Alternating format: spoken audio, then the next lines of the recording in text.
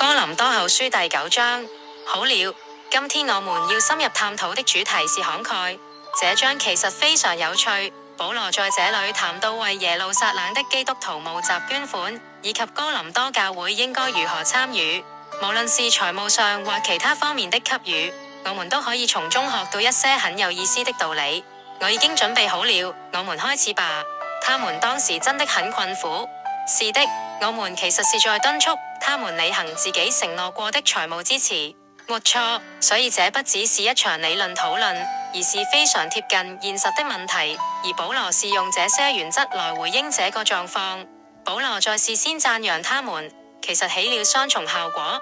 他在表達對他們慷慨的信任，同時也可能在暗示他們要實踐那個期望。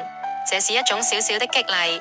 當他強調要甘心樂意地奉獻，而不是出於勉強，這真的讓我想到我過去有時候可能是勉強給出的，那種感覺真的不對勁。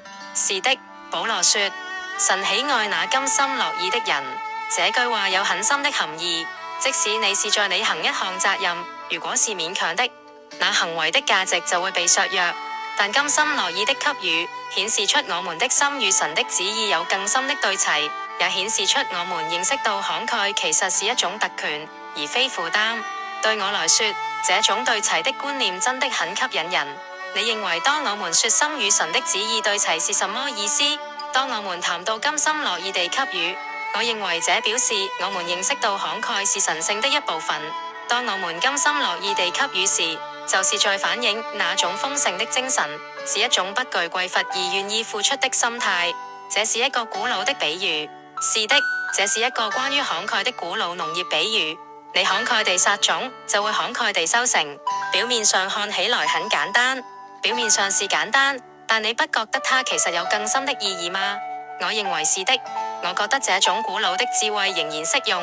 這不只是你給我多少，我就回報多少的概念，而是一種更普遍的原則。有點像投資，你投入是期待某種回報。那我們怎麼把這個應用到其他非財務的生活層面呢？完全可以。說到豐盛，保羅在這章裏有一段非常有力的宣告。他說，神能使你們凡事常常充足，能多行各樣善事。沒錯。這讓我們換一種角度去思考，慷慨不是讓我們資源枯竭，而是接觸到一個根植於神的無限豐盛源泉。我們明白自己是在參與一個給予與接收的循環，而神是那無盡的供應者。對，然後這種豐盛就會流出來，去祝福他人。多美的圖像啊！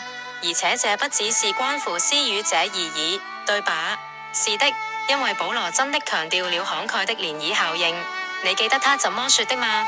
他說哥林多人的慷慨不僅是解決了需求，還產生了感謝神的效果。所以這個行動有着深遠的影響。它使神的榮耀，強化了社群之間的聯繫，也激發了受惠者的感恩之心。真的很美的一個循環。仔細想想就知道。這真的遠不只是金錢上的給予。沒錯，它超越了金錢，反映了我們的內心。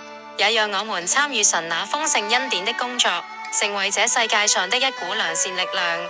真的是這樣。是的，那是一個很好的觀點。這是一個很棒的問題。讓我們慢慢去體會這些話，直到下次再一起深入探討。